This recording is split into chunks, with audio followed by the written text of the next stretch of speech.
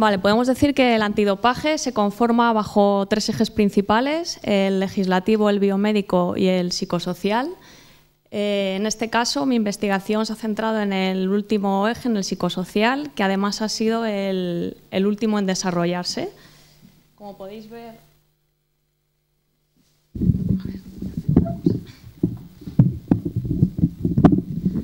vale, pues como podéis ver aquí, del año 2007 al 2013 se multiplicó por 4 el número de publicaciones científicas en este área, y en el año 2016 apenas había 4 o 5 publicaciones en España, y de hecho ninguna en el deporte de atletismo, que sin embargo es uno de los más perjudicados por el dopaje, tanto a nivel nacional como mundial.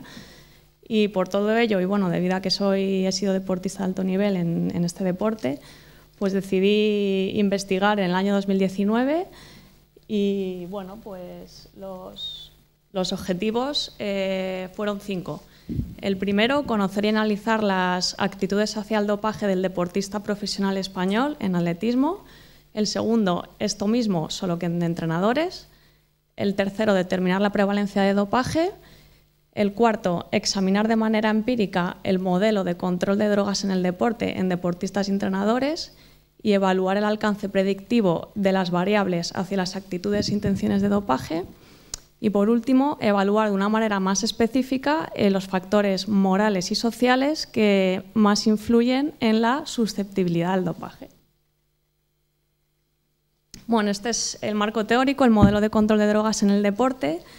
Este modelo es un modelo integrativo, ya que incorpora diferentes marcos de las ciencias del comportamiento y además tiene en cuenta las particularidades del deporte de competición. Lo que propone este modelo básicamente es que, como veis aquí, las actitudes e intenciones pues se ven influenciadas por una serie de factores, los que veis alrededor de color rosa. Y bueno, y a su vez estas actitudes e intenciones son predictoras de la conducta dopante. Este modelo ha sido examinado ya en diferentes poblaciones, pero hasta ahora nunca se había hecho en España ni en entrenadores. Y además es el modelo que recomiendan las guías de WADA para analizar pues, todo este eje psicosocial. En cuanto al diseño y participantes, pues se hizo un estudio cuantitativo transversal. En deportistas participaron 281 atletas federados y bueno, fueron invitados a participar en un cuestionario que se les envió, era un cuestionario online que se les envió a través de grupos de WhatsApp. Es decir, creé unos grupos de WhatsApp por grupo de entrenamiento y allí pues envió el enlace para que completaran el cuestionario. Y en entrenadores fueron 201 entrenadores de atletismo de nivel competitivo, y estos fueron contactados por correo electrónico a través de la base de datos de la CENFA, que es la Escuela Nacional de Entrenadores de la Federación Española de Atletismo. Bueno, esto es un poco las características de los participantes.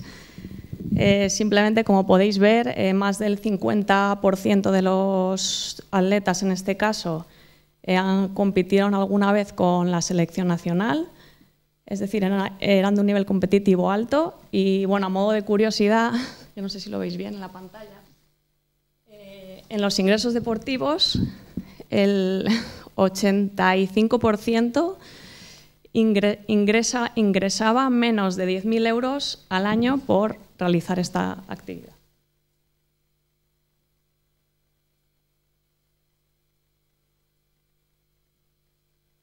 En cuanto a los entrenadores, también eran de las diferentes disciplinas atléticas, Y bueno, y sus ingresos deportivos, pues del mismo modo, el 83% ingresaba menos de 10.000 euros al año por realizar sus labores como entrenadores. Bueno, entonces, el instrumento de medida que utilicé fue el cuestionario del modelo de control de drogas en el deporte, y en los deportistas analizamos 13 dominios de este modelo y cada dominio presentaba varias variables de medida. En entrenadores, igual, lo único que tuvimos que adaptar algunas de las preguntas a esta población.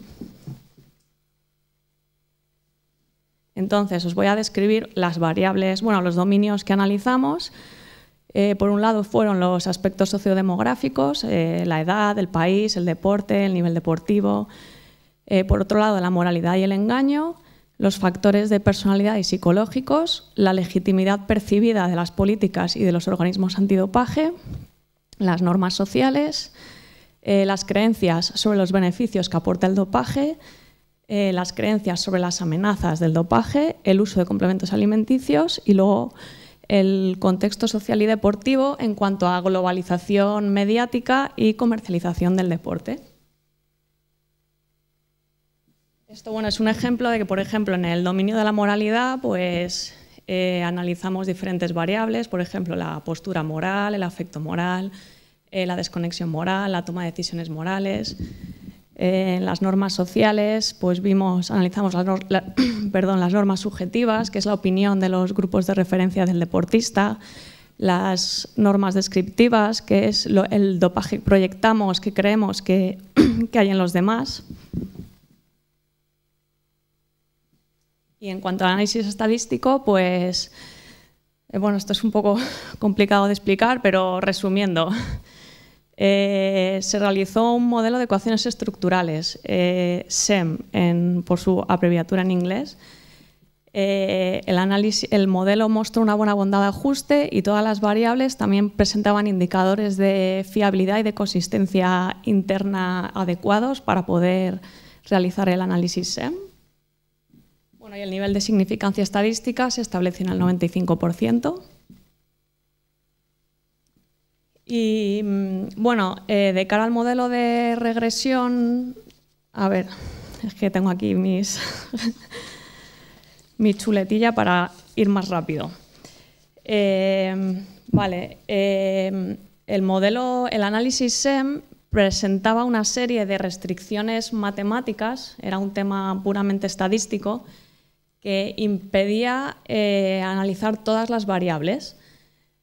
Por ello, para satisfacer el objetivo 5 de investigación, que era analizar de manera más específica los factores morales y sociales, hicimos una estadística a través de la regresión logística. Esto nos permitió introducir todas las 21 variables explicativas, que bueno, lo que se hizo fue analizar la susceptibilidad al dopaje, es decir, la probabilidad de que un deportista se vuelva susceptible al dopaje a través de 21 variables.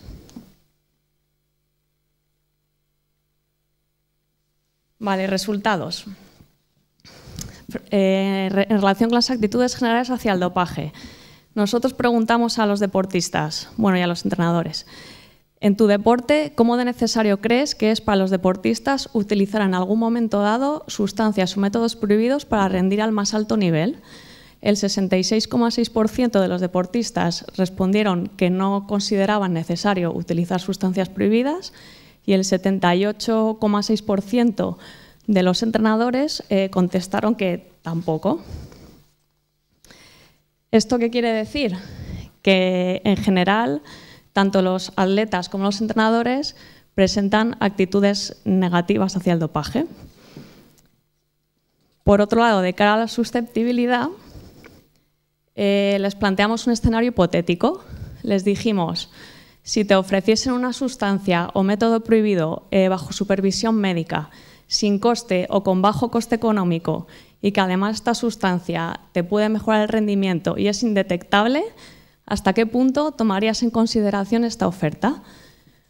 Pues el 77,2% de los deportistas respondieron que no considerarían esta oferta y el 93% de los entrenadores que tampoco. Resumiendo en general, tanto los entrenadores como los deportistas presentan actitudes negativas hacia el dopaje, pero creo que no hay que ignorar el porcentaje de deportistas con actitudes positivas. Tenemos un 33% que respondieron que sí tomarían sustancias prohibidas y además un 22,8% de los atletas se mostraron potencialmente susceptibles al dopaje. Y en cuanto a los entrenadores, el 21,6% de los entrenadores presentaba actitudes positivas hacia el dopaje.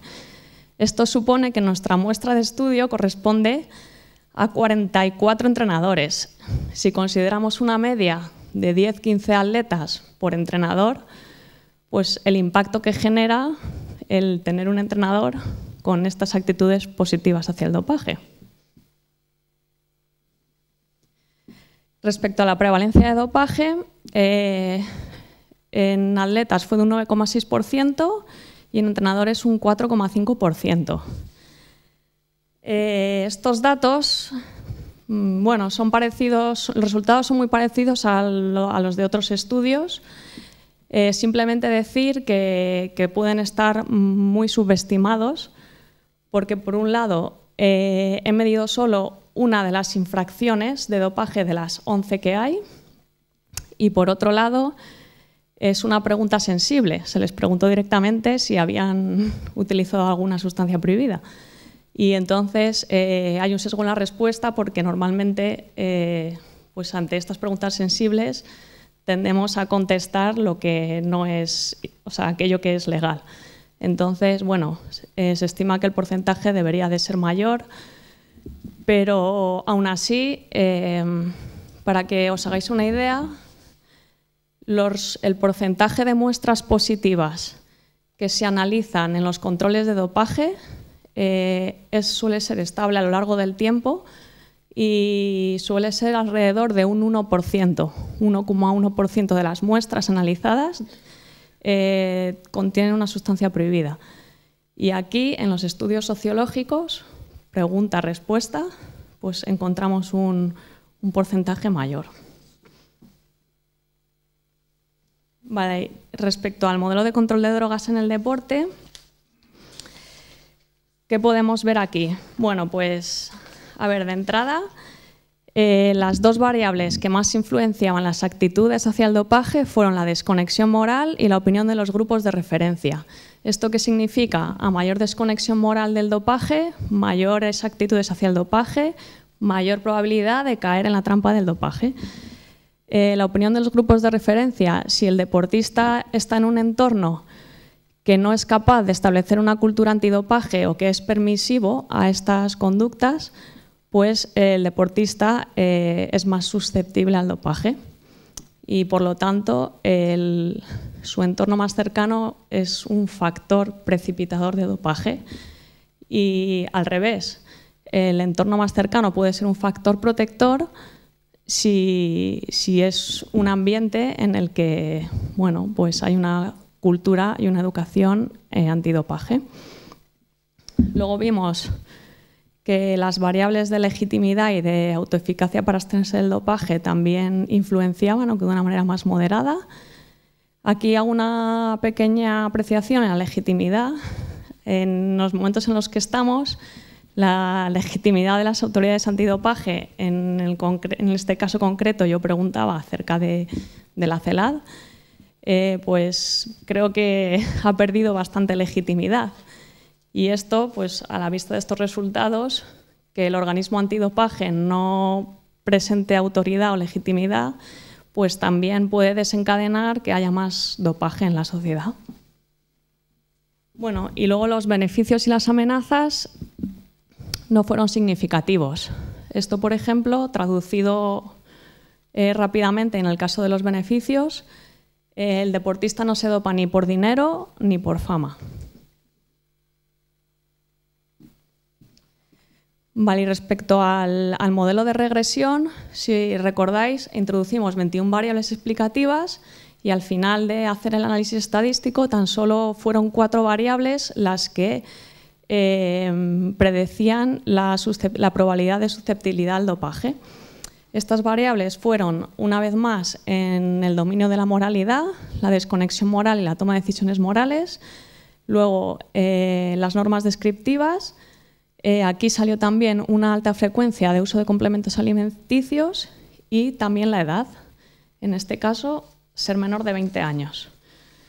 Por resumir en una frase, el resultado de esta gráfica, para que lo entendamos, sería que el perfil del deportista más susceptible de caer en la trampa del dopaje es aquel o aquella que tiene menos de 20 años, que está desconectado moralmente del dopaje, que acepta la astucia deportiva para obtener una ventaja injusta, que consume de manera frecuente complementos alimenticios y que además tiene la creencia de que el dopaje está presente en su deporte.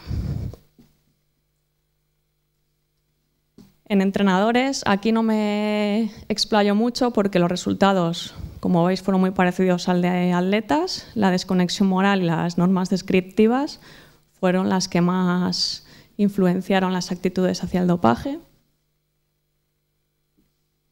Y resumiendo, el factor moral ha demostrado ser el más influyente y omnipresente y desempeña, por lo tanto, un papel central en el estudio psicosocial del dopaje en el deporte de competición. Las normas sociales y el entorno del deportista son cruciales a la hora de determinar las conductas dopantes y, por lo tanto, es necesario actuar sobre estas variables para que haya una correcta prevención del dopaje.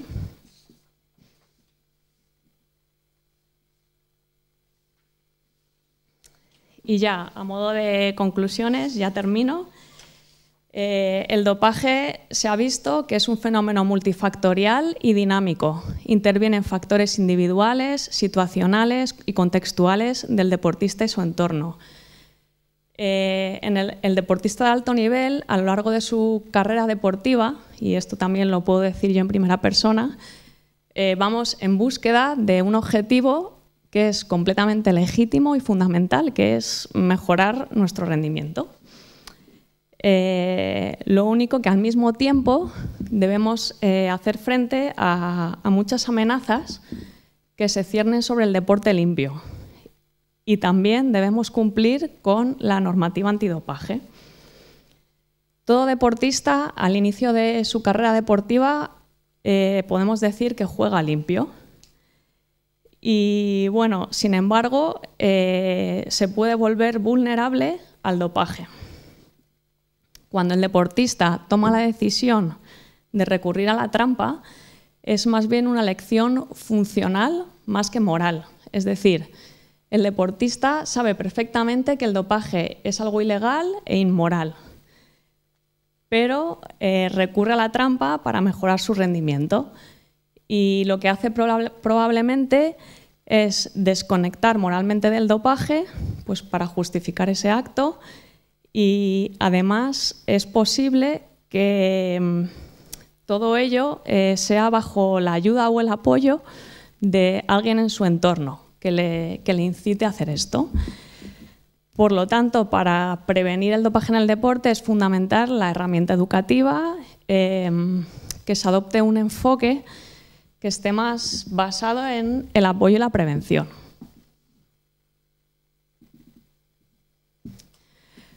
Para lograr una educación y una prevención efectiva y eficaz, lo que hay que hacer es evitar que sea una mera transmisión pasiva de la información en materia antidopaje. Es necesario que se desarrollen itinerarios educativos a lo largo de la carrera del deportista, que estos programas se adapten a su edad, a su deporte, que a edades tempranas, sobre todo, el deportista se forme en toma de decisiones morales, en la adquisición de una mentalidad que esté basada en valores.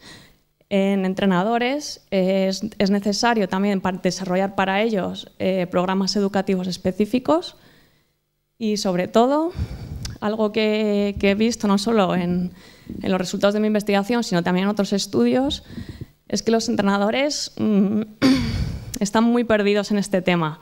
Es decir, que es necesario que les proporcionemos herramientas y mucha ayuda para que puedan desempeñar su rol fundamental como educadores antidopaje de una forma eficaz, comprometida y proactiva.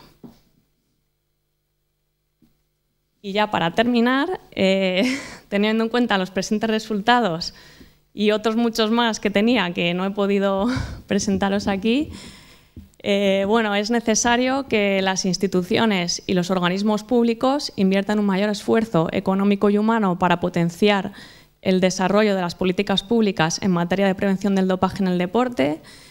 Del mismo modo, los organismos antidopaje deben proteger al deportista limpio y la problemática del dopaje creo que debe considerarse más bien como un problema de salud pública y que se aborde de manera transversal, porque no solamente está el deportista federado, sino bueno, que también si nos saltamos ya al ámbito más amateur o usuarios de gimnasios, pues también allí hay dopaje.